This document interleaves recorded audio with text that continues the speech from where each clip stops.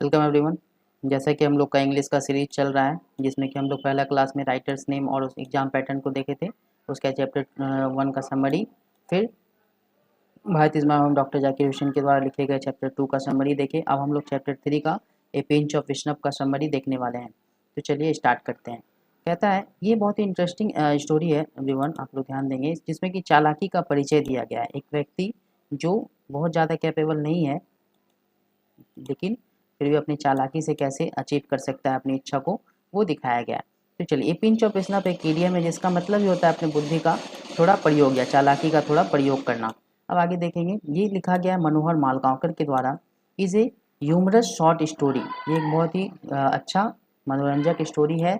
That delves into the resourcefulness and cunning of a man name Nanu Kaka, जो कि दिखाता है कि एक इंसान की चालाकी और बुद्धि को, जिसका नाम है नानू काका। इस कैरेक्टर इस स्टोरी में पिंच ऑफ स्नैप के मेन कैरेक्टर नानू काका ही हैं।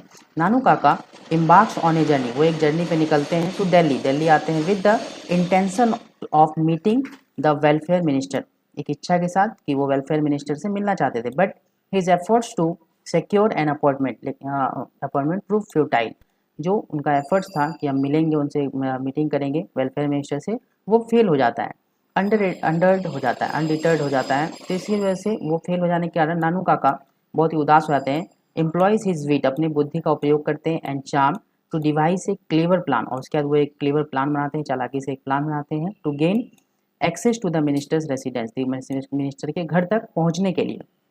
उसके बाद वो क्या करते हैं, posing as a hereditary astrologer, वो एक हेरिडिटी एस्ट्रोलॉजर बन जाते हैं। वैसे पंडित जो किसी राजा महाराजा के घर में होते हैं, जो उनका बताते हैं भविष्य के बारे में, वो एस्ट्रोलॉजर बन जाते हैं। एंड ऑफ द महाराजा, एक महाराजा का, और महाराजा ऑफ निन्नौर, महाराजा ऑफ निन्नौर के एस्ट्रोलॉजर बन के खुद को बताते हैं। एंड आते हैं Nanu Kaka uses a pinch of snuff, थोड़ा सा झूठ और चालाकी का प्रयोग करते हैं as a prop to lend, इस चीज़ को दर्शाने के लिए, to credibility to his claim, ये बताने के लिए, स्पष्ट करने के लिए कि हाँ, हम ही जो है आपका निन्नौर के महाराजा का हेरिडिटरी एस्ट्रोलॉजर है।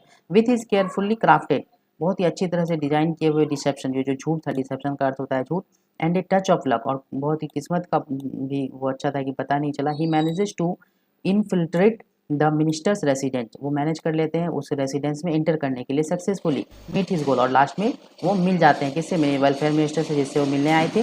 तो इस स्टोरी में यही चीज़ दिखाया है, कैसे चालाकी से अपने वो जो चाहे थे उसको पूरा कर लेते हैं। तो द स्टोरी हाईलाइट्स नानू काका एबिलिटी, नानू काका की एबिलिटी को दर्शाता है, to adapt to challenging situations पे कैसे काम करते हैं। हिज अनवेवरिंग डिटर्मिनेशन, वो डिटर्मिनेशन और वो जैसे इच्छा रहता है कि उनको मिलना है, प्रबल इच्छा, और उस इच्छा को पूरा करते हैं। टू अचीव हिज ऑब्जेक्टिव्स, और अपने ऑब्जेक्टिव उद्देश्य को पूरा कर लेते हैं, even in the face of seemingly insurmountable obstacles, मतलब कि ऐसा सिचुएशन था जहाँ पे एकदम नहीं पार कर सकते हैं।